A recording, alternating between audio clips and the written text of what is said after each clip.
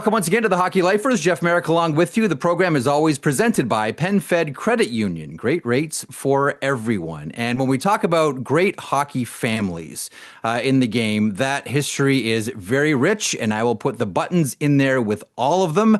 And that includes the Patricks, because as Craig Button joins me here now, your father, Jack, to say nothing of your brother Todd and your mom, Bridget, and yourself as well.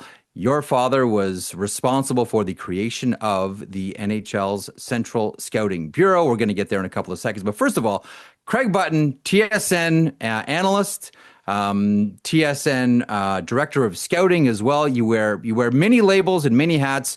Your business card and your history is long. Thank you so much for joining me here today. I really appreciate it, Craig. Yeah, my pleasure to join you, Jeff. And, sometimes I pinch myself. You just go through a quick synopsis of our family, and I pinch myself because growing up it was just what I knew. I didn't think of it, and then you realize as you get a little bit older, this is unique, and it isn't common to other people. But certainly my mother and my father treated it as something that was normal, and they didn't make it out to be anything bigger than it should be. And certainly I feel very fortunate to have been a part of it for all these years. It's interesting, too. We're going to talk about this year's prospect class. And I was having a conversation with Caleb Malhotra, who's a bona fide first rounder, top 10, top 5, take your pick. We'll see where he ends up. And I was talking to him in Brantford a couple of weeks ago and mentioned, at what point did you realize that you have more opportunities, given that, his father, of course, former NHLer Manny Malhotra, that you have more opportunities and more experiences than other kids, than other kids in your peer group. And he talked about that. Growing up, this is just how it was. I didn't realize until much later on. But then there's those little, it's funny, I talked to Jay McKee as well, head coach of the Bulldogs, and I said, give me an example of where you can really see how Caleb Malhotra is a second generation player. And he said, I'll give you the best one. He goes, beginning of this season, he came up to me and he said, Coach, can you give me a list of all of the first names of all of the linesmen in the Ontario Hockey League? I want to have a first name relationship with all of them. I don't know. Maybe he wants them to drop the puck a little closer on faith. I don't know. But you don't get things like that unless you're a second generation player. Does that resonate with you, Craig? It sure does. And listen, Caleb's smart, as you all know, watching him play. He's a very intelligent hockey player. And that intelligence, transcends itself into, hey, what are the names of the linesmen in the OHL? And hey, listen, you're looking for every little advantage. If you can turn to Kyle and say, hey, nice job there, Kyle, and Kyle's now, and the way the rules are now, where as a defensive player, you have to have your stick down in the defensive zone before the offensive player. That's a Ron Francis initiative at the NHL level. So any little advantage you can get, and the thing about Caleb and like his father, he'll understand that you need that in the important moments, and you might not get it, but why not see if you can? And I think that speaks. Craig McTavish always used the term gamesmanship, and there's always gamesmanship going on, and Caleb demonstrated that. Absolutely. Speaking of families as well, the Hudsons, whether it's Quinn in Edmonton, whether it's, of course, the reigning Calder Trophy champion in Lane Hutson with the Montreal Canadiens, and now Cole Hutson. Before we start to do some stories here, and boy, you have some beauties, I want to ask your thoughts on Cole Hutson. As I've said, this is catnip for Cap fans. Caps fans right now are getting a little bit of catnip every time they watch the Capitals play and see Cole Hutson. Fell to second, injured, didn't play U18s, dropped a little bit. The Beck-Mallenstein trade, all of that is well told now. But when you see Cole Hutson, what comes to your mind? And what do you remember back before his draft? Well, here's a little bit of background for you. That is, how did I even know that? One of my wife's and myself, very, very dear friends, Mary, were in Chicago. Her daughter, Amanda, played for Rob. Rob was her coach. So I knew Rob years ago. That's the father. Rob's the father. Julie's the mother. And so Rob, when Lane and Cole were probably 10 and 8, he was coaching Amanda. So, then obviously, there's a gap there, and then Lane shows up, and you certainly see. The first time I saw Cole, it was like, oh, this is interesting. That looks just like Lane. If you didn't know, and you didn't know, so at the draft when Cole was being drafted, we were in a restaurant in Vegas, and I ran into them, and I literally thought that I thought it was Cole, and I said, "Hey Cole, how you doing?" He goes, "Craig, it's Lane." And I kind of went, "Oh no, like I really messed this one up." Anyway, we had a good laugh about it. But Yeah. when you watched Cole play, it was hard not to see a lot of similarities to Lane. And people asked me, how good is Cole going to be? Oh, he broke all Lane's records. So let's understand that, Cole Hutson is a special player in his own right. I don't think he's the same exact type of player. I No. think that Cole's a little bit bigger, has a little bit more physicality, plays defense a little bit different than Lane does. But the mind, the way they think the game, the way they're able to dictate the game and push the game into their team's favor, Mhm. and manipulation is a word that comes to mind. That's what Cole's able to do. I mean, he's the only defenseman to ever lead the World Junior Tournament outright in Yeah. scoring and route to a gold medal for Team USA. And everything he's done in his career has been special. He's ready for the NHL. He steps in. You see what he's done in his first few games. And there's no question in my mind that Cole is going to be a frontline defenseman for the Washington Capitals for a long, long time. One of the great stories you mentioned, Rob, the father. One of the great stories about all the boys is how, in order to build up, ankle strength and balance, he had them skate either. I think it was either without laces or with the laces undone, so really loose, so they strengthen their ankles. And I mentioned that to my own kids, and like, you're eating space cake, Dad. Like, there's no way we're gonna take our laces off or we're gonna skate without our laces tied up. But the proof is in the pudding. Like, when you watch the boys skate, Craig, what comes to your mind? Do they remind you of anybody? Is there a line you can draw between the Hudson skating and someone else? Probably Quinn Hughes would come to mind for me. But like, is there anything else that you think we should know about how these kids skate? Well, the first time I saw them with their skate, it reminded me of me. I never did the top two eyelets up on my skates. Oh yeah. I never did. Like, I mean, hey, listen, all kidding aside, ankle flex and being able to have that strength in that area. I mean, everybody's different. Paul Coffey wanted his skates so tight Yeah. and secure. I think he used to go through a pair of skates every 6, 7 games. That's how stiff he wanted them. He wanted them smaller. I mean, Paul Coffey's one of the greatest skaters that ever played. So I don't think there's a right way or a wrong way. It worked for Lane. It worked for Cole. And certainly when you watch them move, I think seeing them play and the way it's the way that they take a step in one direction. You know how a basketball player in March Madness is on right now, and Yeah. you take that little fake forward and then it's a step back three.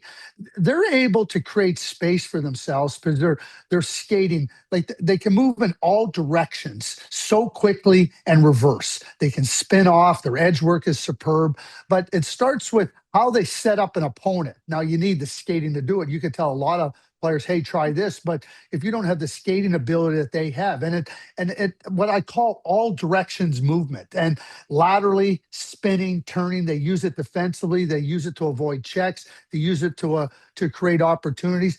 Both of them inside the offensive zone, especially in tight areas where teams are trying to close them off, their ability to create more space out of small space is a direct result of not only their thinking and their mind speed, it also speaks to their skating ability. And I think that that's what separates both of them when they're playing from their competitors, and why they're so difficult to be able to keep in check, so to speak.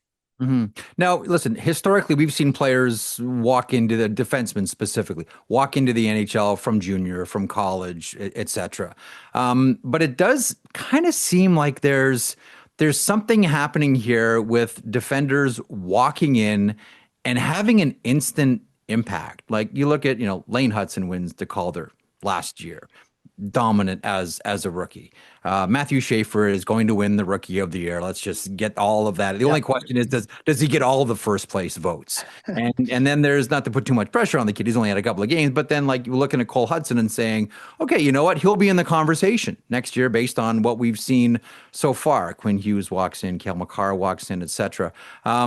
Are we seeing something here? I mean, normally you're a young defender, you spend some time in the finishing school, and that's the American Hockey League. But there are more and more young defenders that are coming in and having instant impact on the game. Is this a thing? Are we seeing something here, Craig? Or do you look at it and say, Jeff, it's always been this way? The superstars walk right in. I'll say it's two parts. I think that the first part of it is the younger players have so much more opportunity to really get into what I call development mode at a younger age. I mean, Jeff, you know that years ago players would have to turn pro to learn how to be a pro. That's Yes. not the case anymore. You know, they're training with pros, they're training with strength and conditioning, skating coaches that understand what you need to do. So I think they're more advanced at a younger age now, which allows them I guess seemingly get to the league a little bit quicker and better. But the good ones are always going to get there. The Mhm. one thing that I've always said, whether it's Quinn Hughes or Cale Makar or Matthew Schaefer or Lane Hudson or Cole Hutson, they all have one thing in common. And I tell every single young player, if you haven't dominated at the level that you're at, why are you trying to go to the next level? Mm. And you can put a check mark beside every single one of those players, and they all dominate at the level. I mean, Kale and Quinn were 1-2 in the Hobie Baker. Oh yeah, and then they step into the NHL and they're 1-2 in the Calder Trophy race. Matthew Schaefer was a dominant player. I mean, you know, Jeff, all the way Oh yeah, back to yeah, Team Ontario with the Canada Games. I mean, this has been a dominant player. Wherever he played, he was dominant. yeah. So, like, hey, listen, 20 plus goals, what he's done in the NHL, and having missed a large part of the season last year, that might be a little bit surprising. But when we look back at Matthew, we know that he was a dominant player. It's the same thing with Lane. Hobie Baker, dominant player, comes in the league at 20. Now Cole is doing the same thing. Too many players think they're ready. And that's why I just asked them the question. Have you dominated at the level you're currently at? Because Yeah. if you haven't, you think that the next level's easier, like just and I think patience comes into that too. So you get all this really good training at a younger age that I think has been afforded to these young players. Obviously, you have the ability and the work ethic, but they all showed that they were dominant before they Mhm. got to the NHL. So you start to see what they're capable of doing at the NHL level. Maybe we shouldn't be surprised, but also a cautionary tale for other players. Don't think that that path is going to be there for you if you haven't Yeah. put in the Yeah. time and been able to perform and exceed. I have a saying, Jeff. If you're not ready for the NHL, it will chew you up and spit you out like nothing. Oh, absolutely. Hockey has a way of humbling you quickly. Oh yeah. And here's the other thing, like the sidebar to that too, Craig. I still do find, and teams are changing. I remember Sam Pollock would always talk about, don't give up on a prospect until you are 100% certain. If you're 99% certain, don't do it. You have to be 100% certain to give up on a prospect. Are we too hasty in writing players off? Oh, he hasn't made it to the NHL. He's a first round pick and he hasn't made it to the NHL in 3 years. Oh, I guess that player was a bust. Are we too quick to say that? Like, again, development is, development's not a straight line, it's a bunny hop. Like, that's what development always has been and always will be. Are we too quick to knee jerk a judgment on a player inside of a few years?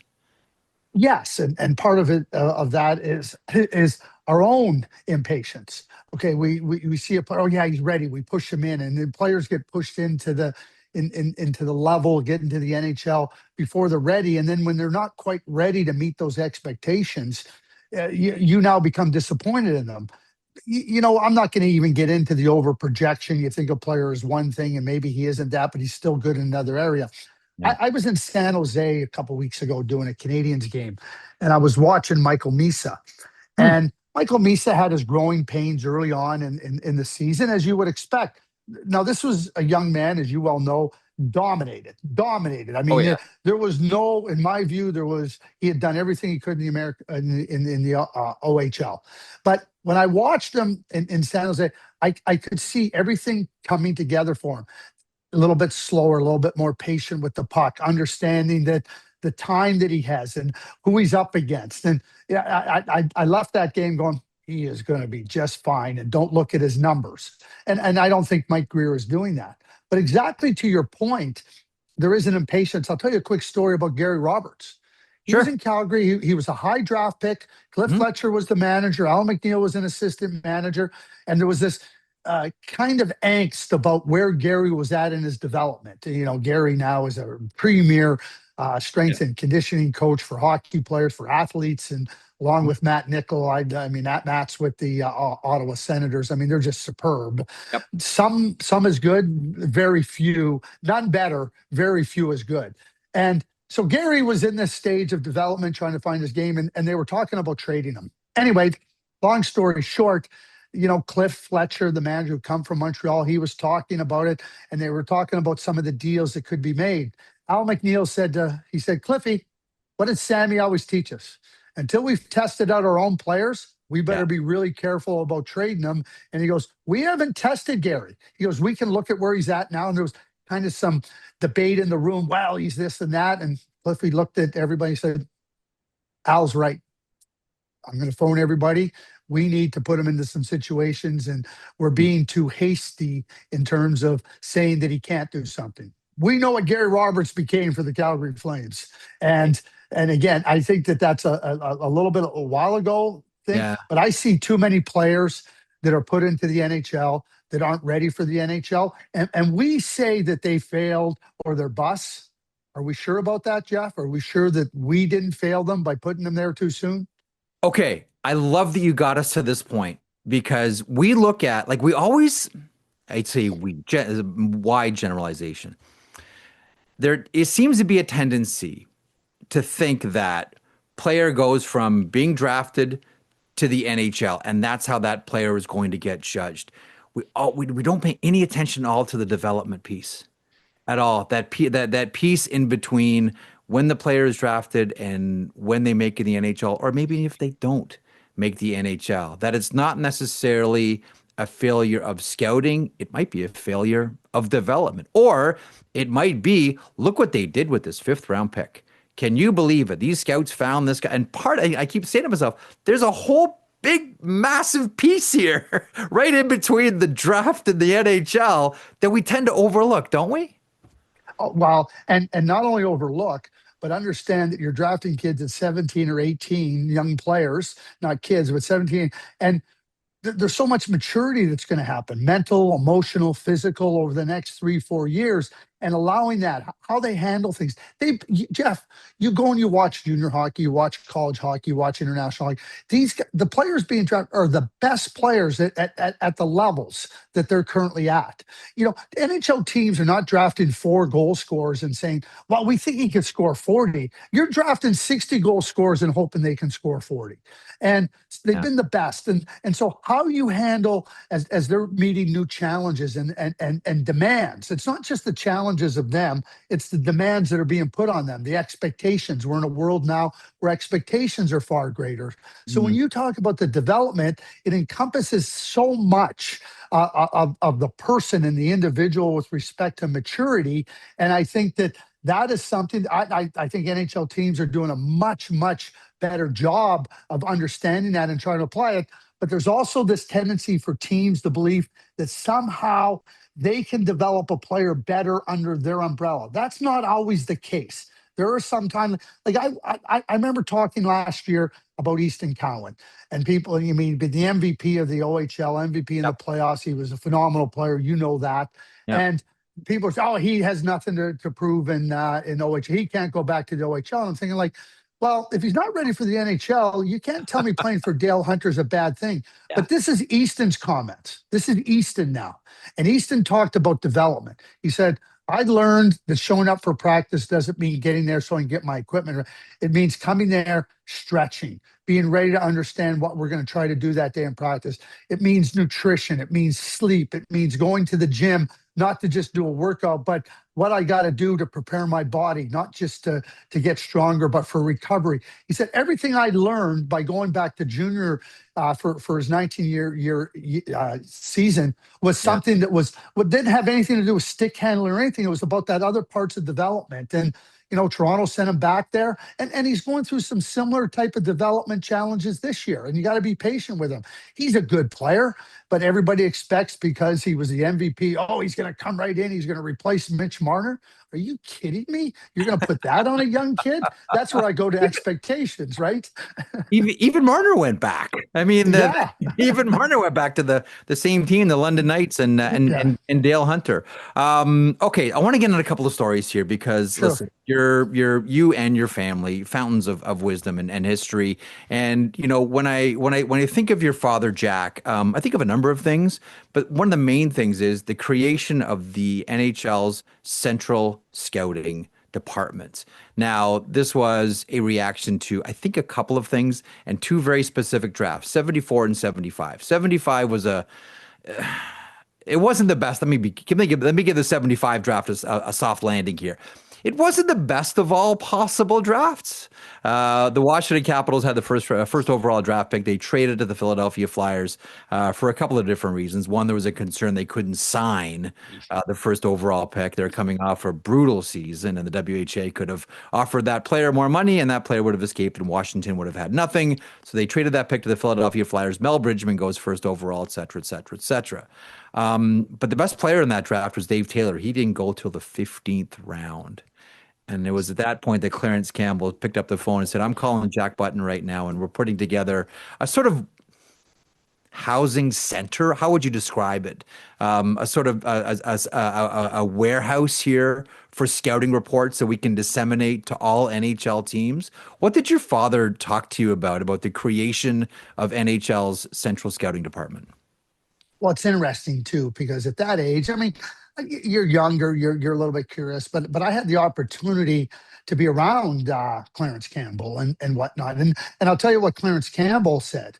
So he said, my father had been the manager in the Pittsburgh Penguins, and Yep. they'd been talking about the WHA starting in 72 and coming in, there was salary escalation. There was serious bidding for players and players leaving, and the money was pretty significant. They were trying to hang on, and they were trying to hang on to their young players. Email Cat Francis was a real driving force behind trying to, centralize scouting, like to make sure they could bring it in house. That teams with resources. I mean, it was a different time when you're trying to pay the players and resources were tight. So when the Penguins went bankrupt and they brought in new ownership and then new management, Clarence phoned my dad and asked him to start Central Scouting. It had been in the works, I shouldn't say in the works. They had discussed it for a period of time. So Clarence felt really comfortable having dealt with my dad, who was a big part of the bankruptcy proceedings in Pittsburgh. So there was a real comfort level there. And then when they went and they said, hey, now's the time to do it. I think timing, the intersection of timing and the scenario and the situation with the WHA led to the urgency and getting it into place really quick. And it wasn't.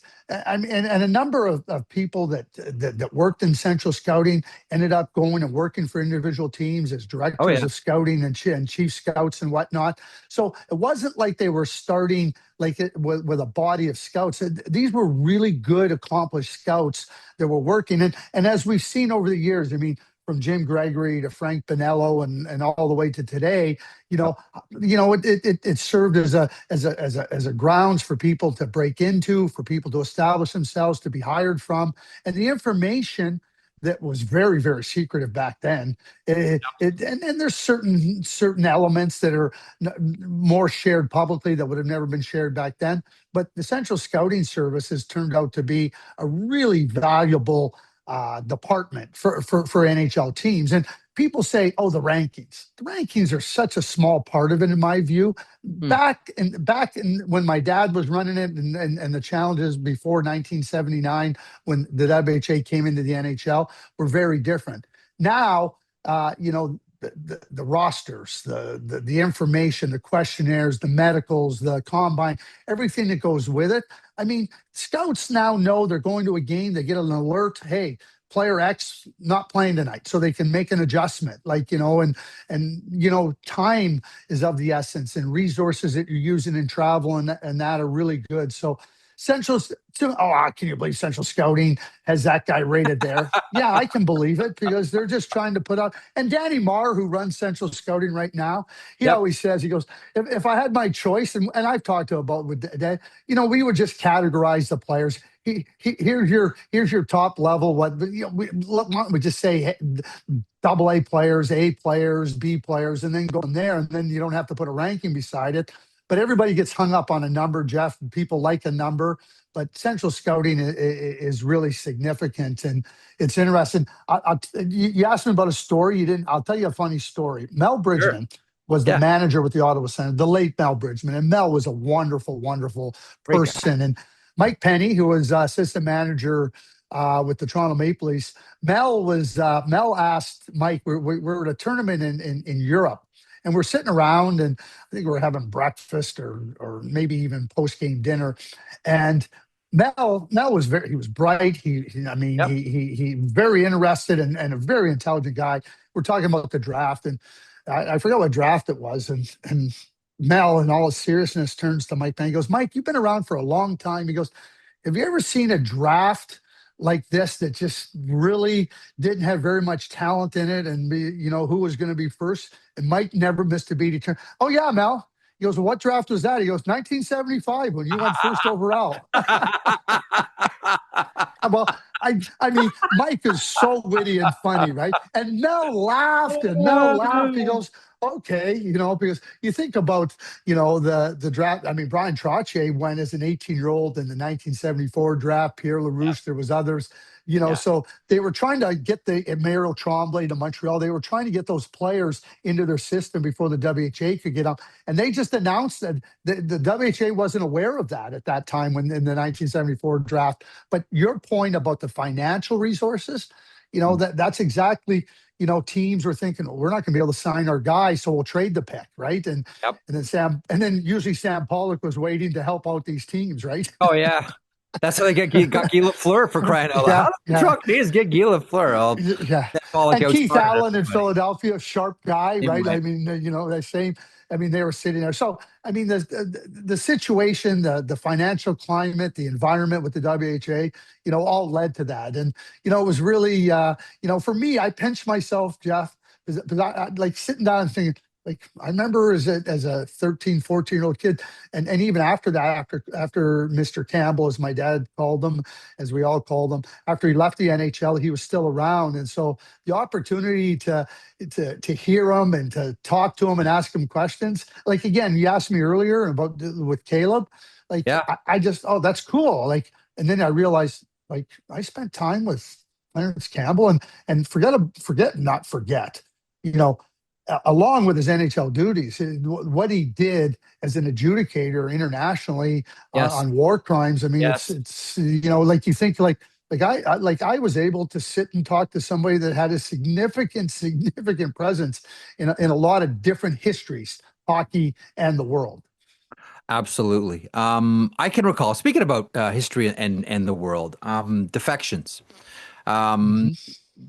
I can recall being a kid, like my first love is junior hockey, and my dad would take me to Marlborough's games. But dad would also take me to WHA and NHL games. We'd go see the Maple Leafs on Saturday, but he would take me to Toronto Toros games as well of the WHA. And I was always fascinated by two players, Vaslav Nedemansky, who was the first to defect, and Richard Farda. History is kind of like forgotten Richard Farda in some ways, but he came with Big Ned at the same time. And Nedemansky was the first to defect from Czechoslovakia, I believe. You can correct me if I'm wrong on that one. But it was about, what, Craig, 10 years later that your father helped bring Michal Pivoňka to North America and the Washington Capitals. And that was another high stakes defection of a hockey player. What do either you recall, or what did your dad share with you about that experience? Because it's a great story. Yeah, well, it's after the fact. So I did, my dad loves spy novels. He loves spy novels. So he figured, why not go live some of them? And during that period of time, defections and trying to get players, hockey and good hockey players. We know there was so many good hockey players, and the NHL teams were trying to find a way to get them over to North America. And certainly the former Czechoslovakian players, now Czechia players, maybe you could have got them a little bit easier. The Soviet players, took some time, Yeah. but he played in the World Junior Champ. They had drafted him, and he had played in the World Junior Championship. I want to believe in 1986, Jeff, in Hamilton. And Mhm. Michael, if I recall my history, I think he was an all-star there. Anyway, he went to the World Championships, and my dad, and however they did it, made some contact with Michael, and Michael had indicated that he would be prepared to leave. Well, that brought some real glee to Washington Capitals management, David Poyle, who was the manager at the time, and certainly Dick Patrick, who's been there a long time. His son Chris is now the general manager. Okay, we get this player. What's it going to take? And so they go through it all. Yeah. Anyway, long story short, they figure out that they're going to be able to make contact with him at an August tournament. Or no, he'd make contact with him, I believe, at the World Championships, and and question him. Hey, you and Renata, who is now his wife and Yeah. was his girlfriend at the time. And Michael, no, we're ready to go. You're leaving back. Fine. Yep, we're leaving. So my dad took a $5 American bill and ripped it in half. And he handed one half to Michael. And he said, the only person you can trust is the person that has the other half of this $5 bill. And It's so just over the course of time, great they point. they ended up. He was at he was at a tournament or some national team tournament in August of that year, I believe, and the word was there that they were gonna depart the hotel. The wives, girlfriends at that time were able to come as kind of a little bit of a vacation, so they Yeah. snuck out. I don't know where they ended up with, but the rendezvous point was made, and the person that showed up with the other half of the $5 bill was Michael had it. He knew to trust them. The rest is history. He comes over to the NHL, and talking to Michael in years past, he talks about. I asked him once. I said, like, what kind of fear did you have? He said, Hmm. like, certainly you were thinking about what you were leaving behind, but there was an immense excitement about being able to play in the NHL, and as a young player to be able to go and say, I'm going to play in the best league. And he talked about monetarily, like how much, like what he would Yeah. be able to do. And so at the same time, there's this little bit of fear. He talked about the excitement of going and playing, and understanding that, hey, this is something that's come along. It's a team that wants to help me, and very much wanted to help him and Renata, his family at that time. And we know how it turned out. It turned out pretty darn well. And and it also, the younger players at that time, Jeff, as you are well aware of, they weren't prepared to stay back and play and come to the NHL when they were in their 30s. They wanted a new world, and they wanted a Yeah. new opportunity, and the NHL teams were looking to provide it.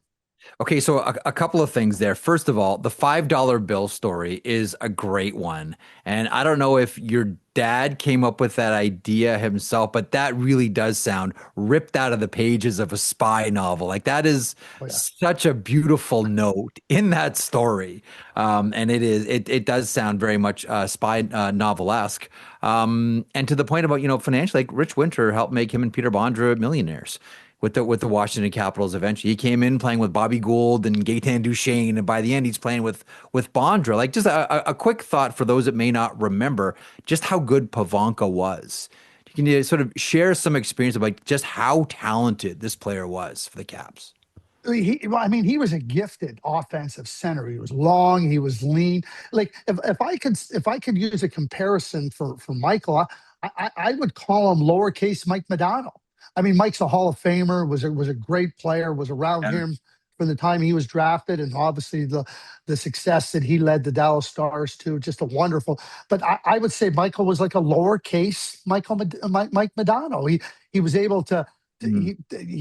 he skated effortlessly. He made plays. He could shoot the puck, and very, very talented player. So when we talk about, I forget where he was drafted. Was he a third round pick or whatnot? But you're getting that type of a player where you draft in the third round, and all of a sudden you're thinking to yourself, wow, this is, and that's why the Washington Capitals are where they were at, regardless of what their financial situation was. It was a scenario where you have to find a way to get the player, because it makes your organization. We talk about Yeah. everything that is important for advancing your franchise. certainly, the success of the Washington Capitals and not only identifying players, but then getting them, and whether Bondra a late round pick or Pivoňka a third round pick or other players that went much higher, they become really important for your franchise. And when David Poile became general manager, and he and my father worked together for a long time, that franchise really took leaps and bounds ahead and became a real strong team in the NHL. Michal Pivoňka, amongst others, was real key to that. I say this too about David and Dick Patrick. Dick Patrick, and I was talking to him at David Poile's retirement party, and we were talking about Chris. And I said, geez, Dick, I said, you just keep hiring guys, first-time general managers, and all they do is have success. And he looked at me, he goes, it hasn't worked out too bad. He goes, I went from hiring David Poile to hiring George McPhee to hiring Brian McClellan. And now I hope that Chris can have some of the similar, and I think he will. My dad drafted Chris Patrick.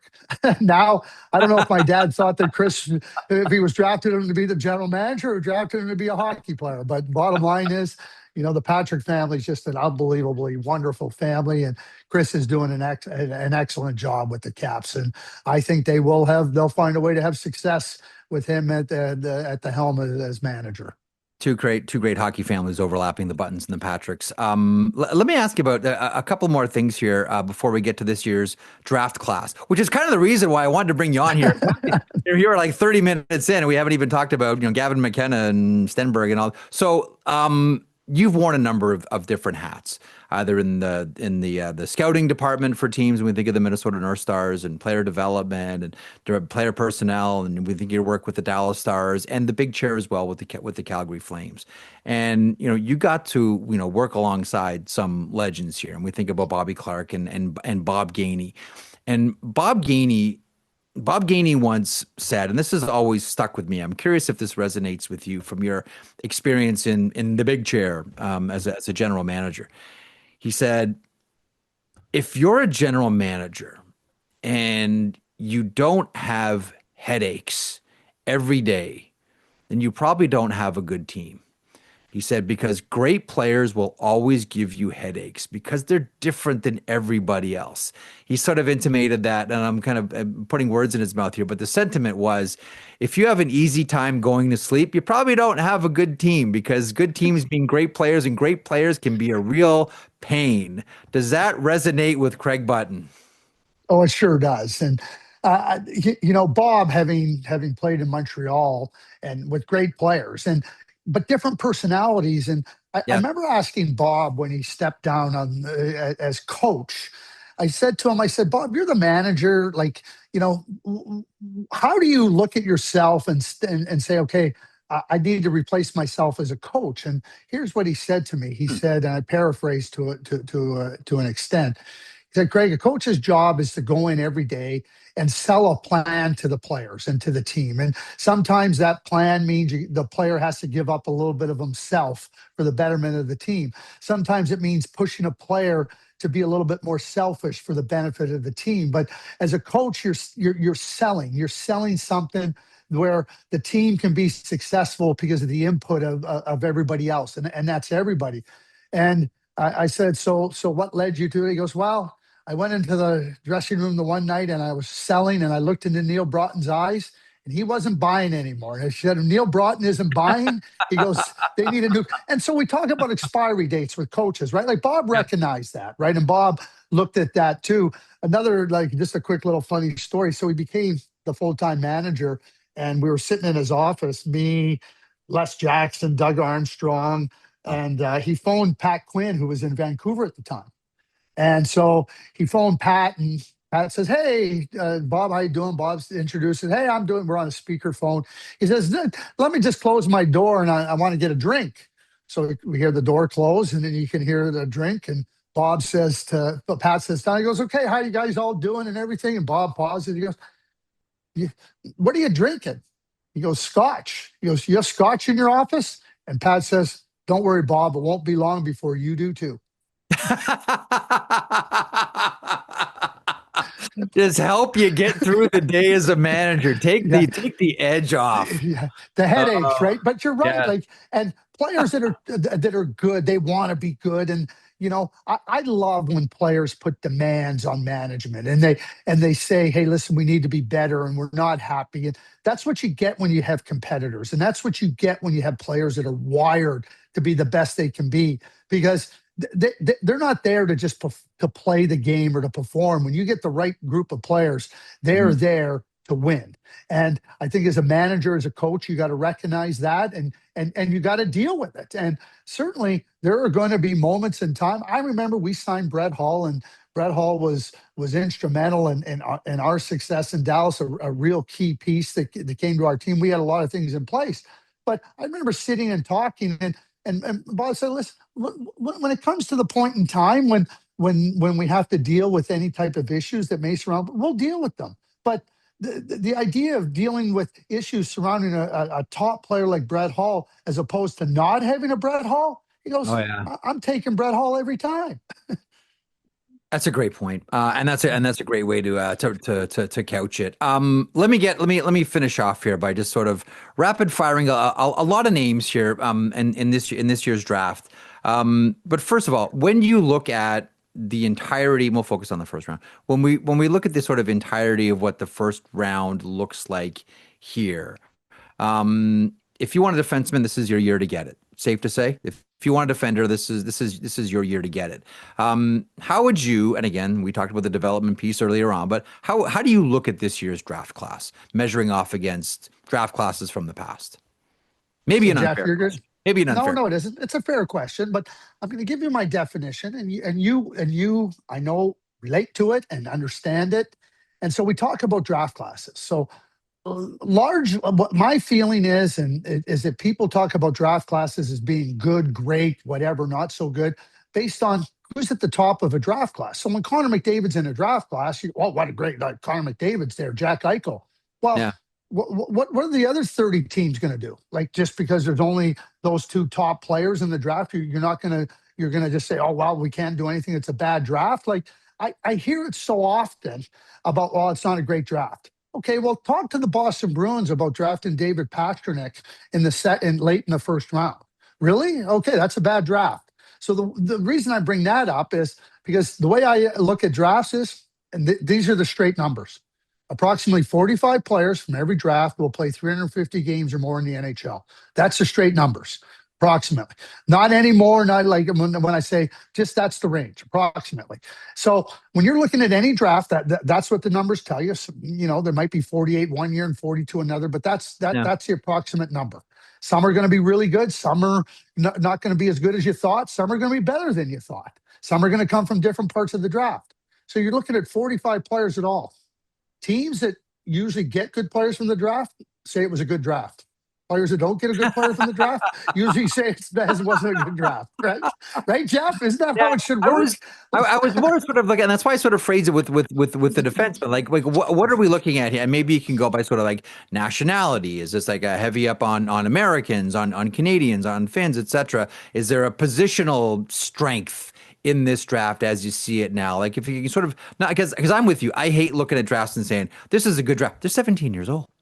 I don't know what they're going to turn into. I can't say this is a good draft. This is a deep draft. We'll see what happens when they get to the when they get to the NHL. But as far as like trends within the draft, like, are there some things you can pull out of it, Craig?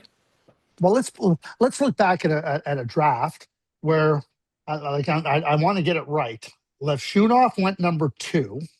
Yeah. Yakimchuk went 7. Correct 9.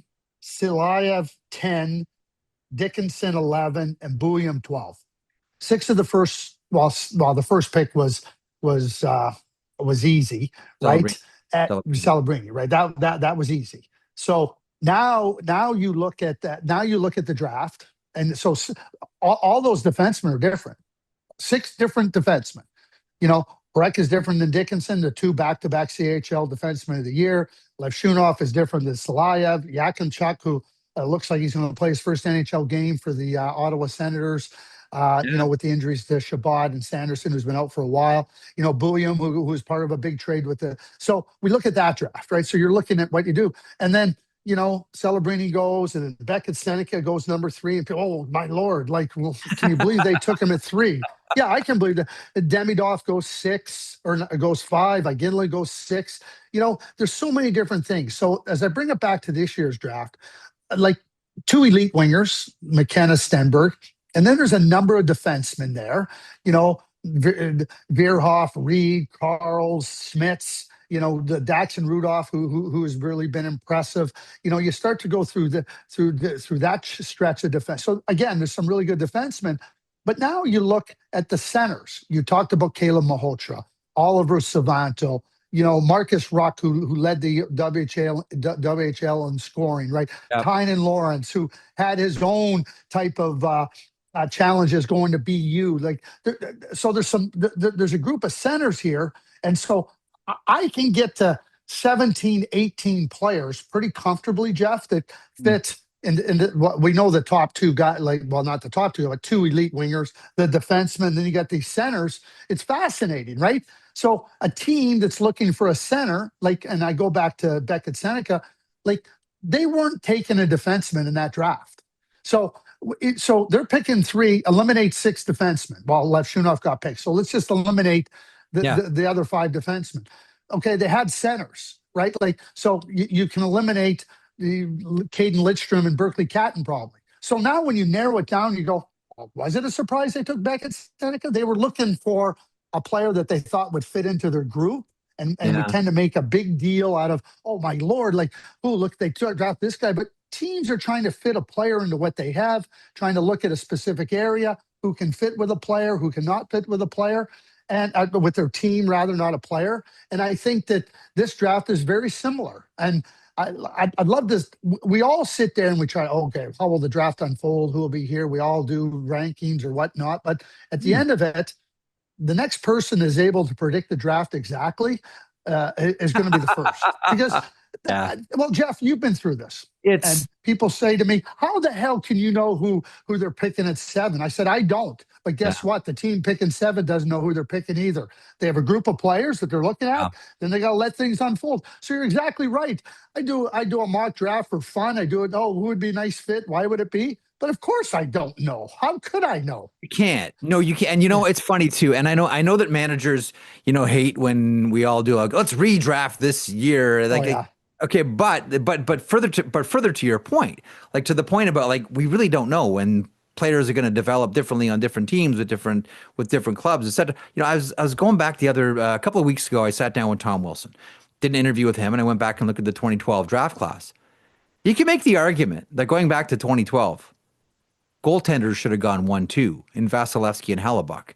And then maybe you get into the Slavins and the Philip Forsbergs and the Tom Wilsons and the Hampus Lindholms. But if you would have gone out there, and this is when everyone's talking about Neil Yakupov and Murray, if you would have said, I think that a goalie should go 1 and I think a goalie should go 2.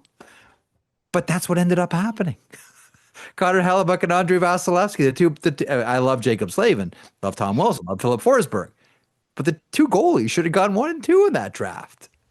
And keep in mind that and you know this, the Tampa Bay Lightning drafted a defenseman much ahead of Andrei Vasilevsky, who I believe went 19th, if my memory serves me correctly. They drafted Slater Cuckoo. Yeah. Yeah, Windsor top 10. I want to say, yeah. So again, teams are looking at these players and they're trying to project them and they're trying to look at, and you're right. And you start to. I was talking with Cole Caulfield, who scored the hat trick the other night, and you go back to that draft.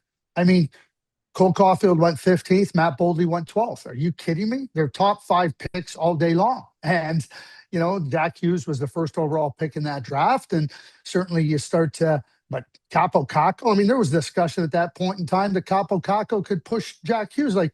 Okay, Capo, showed some promise. He got to a certain level, and he is what he is. But the New York Rangers were not sitting there saying, "Oh, we're going to." They thought Capo could be a really good player. I mean, this from the 2017 draft. The worst team in the league that year was the Colorado Avalanche. They fell from 1 to 2 to 3 to 4. And oh boy, what bad luck. They got to take Cale Makar. Poor Poor team. But it's funny too. And there are some, and I really admire managers that do this. You go back to that Vancouver draft that you just referenced with Jack Hughes. Was it sixth where Steve Eisman took Yeah, Mo Sider? Sider. And we Yep. all went, whoa, like there was an audible gasp in the arena when Steve Eisman made that pick. Mo Sider's in the conversation for the Norris Trophy now. And for Steve And Eisman, nope, that's my guy. I don't care what every other list says. I don't care how you feel. I don't care. That's my guy, and we're taking him. well, and you know too, Jeff, the managers are looking, they're trying to gauge how the draft will be. And I know talking to Steve, they looked at moving back to see if there was a way to get Mo Sider. And everything he did Mhm. was about we got to take him here or we're not getting him. Right. So do you want to forego not taking the player you really want? Les Jackson told me this many years ago. He said, listen, I'd rather be right. He said, I'd rather be wrong with my opinion than right with somebody else's. And if we believe in a player, let's get him. Let's put a stake in the ground. Let's celebrate him. Let's help him be the best he can be. All right, let's finish up with this one. You're being very generous with your time as you always are. Gavin McKenna going away, number one, true or false? Yeah, I think it's a lot more true than it may have been a little while ago. I mean, Gavin went through some different what I call development growth challenges, and I'm talking about in his game going to Penn State. But he wasn't looking for an easy development path, and I think that what he's shown in the second half with Penn State is the player that he is, and he's been elite since probably since he was 10. But Yeah. when I first saw him at 15 years of age, it was pretty obvious he was elite, and I think that right now, that Gavin is probably much more entrenched as the number one overall pick than he may have been a few months ago. So the draft starts at two. I think so, and I think a lot of it depends on who's picking. Like again, like the Chicago Blackhawks, who could have two picks in the top. Well, if it's top 10 protected from Florida, they don't get the pick till next year. But the Chicago Blackhawks have an embarrassment of riches when it comes to prospects. An Sure. embarrassment of riches.